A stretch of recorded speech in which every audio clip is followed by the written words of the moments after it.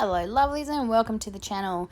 So I have an art journal process today, and this was one I did after watching a video by the lovely Niamh, and I will link to her channel. She does a lot of cool art journal videos and a lot of cool art mark making. I love her mark making, and she did an online, sort of like an online mini class. And she was working with over 2 days, working with different color combinations and also some mark making in the background. And I loved one of the color combinations that she used. It was Dina Wakley's Lapis, Night, and Blackberry, and I just loved this color combination, so I thought I'd give it a go. And so that's what I'm doing. I'm using just one of my big 1-inch Dina Wakley paintbrushes in my Dilutions journal. This is the flip journal, so I bought this because I liked the orientation because you can flip it so it goes up, if that makes sense. Like right now I'm using it across. So I probably shouldn't have done a double page because this is, like really long. But anyway, I thought it was pointless to paint one side of the page, so I just did both. I bought the flip because when it's portrait, so upright, that's how I tend to do a lot of my layouts in my journal anyway, so that's why I bought it. But honestly, every page I've done has been landscape so far, so yeah, anyway. So I didn't gesso my page first, which is why I don't use gesso a lot. I tend to sort of, forget that part. And that's probably why my paint didn't blend.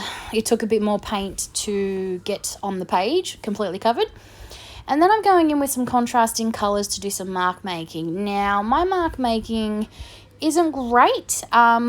It's not as fluid as Niamh's is. I actually have to think about it. And I know the whole purpose of the exercise is to just make marks, but I sort of ran out of ideas, if that makes sense. I struggle to, think of marks to make. It's really quite tragic. But yeah, drawing inspiration from her video from the night before, and then just, going to town with some contrasting colours. I'm using turquoise, lime, and ruby.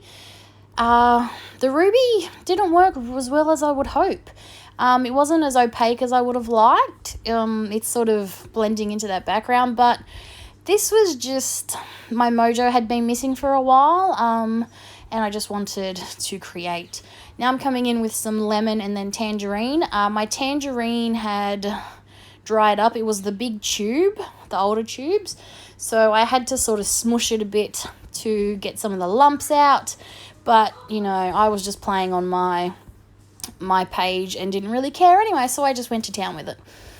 So I used paint and a paintbrush for that. Now, when I tend to do a lot of mark making, I like to use paint pens, but in this case, because I wanted to go in with the contrasting colors especially, I'm using the paint.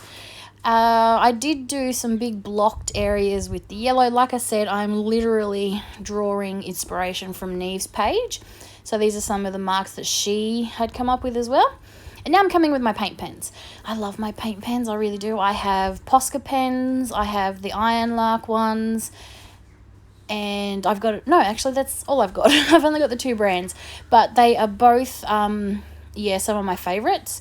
I just love how opaque paint pens are. I really do. Sometimes I struggle with the white when I use it, but obviously I was having a good day with this one. So now I'm just making more marks. I've gone in with my red paint pen to give me some more of the really opaque and bold crosses. And I'm also outlining a lot of my shapes and marks with the paint pens. So I've got a white one going. I've got a light blue one over the lime. That one's almost dead, so I'm going to have to get a new one. Coming with some pink around some of those turquoise. I'm trying to contrast my colours. So the contrast between the turquoise and the pink really makes those spots pop, I think. And who doesn't love using a pink paint pen? Now, this is pretty much where I'm going to leave my background, but because I can't leave a page like this, the next day I come back and decide to add something over the top, sort of to finish the page. So I'm using some black paint, and I'm using one of my big chevron stencils. This is another Dina Wakley stencil. And I know I'm covering up some of that background, but it's helping to push the background into the background, if that makes sense. So your eye will be drawn to what is going to be my little focal quote. And then just to help them stand out, I'm going around them with a white Uniball. No, sorry, it's not a Uniball pen. It's a jelly roll pen. Oh, I go through so many. I have so many of these in my stash. And because I'm terrible, it takes me until about the 5th pen to get one that actually works. I'm picky. I don't like the 5. I'm partial to the 10, but I only have one 10 that works. Oh, it's a nightmare. You'd think I'd throw out the ones that don't work, but, you know, I just can't give up on them.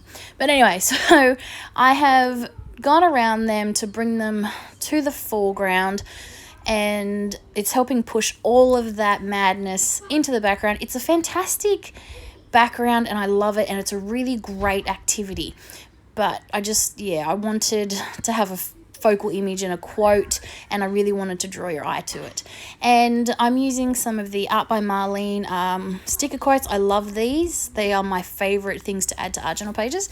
And it says, "Be weird, I like weird." So that pretty much sums up this layout, I think. And yeah, so that's it from me, and I hope you've enjoyed the video. Bye for now.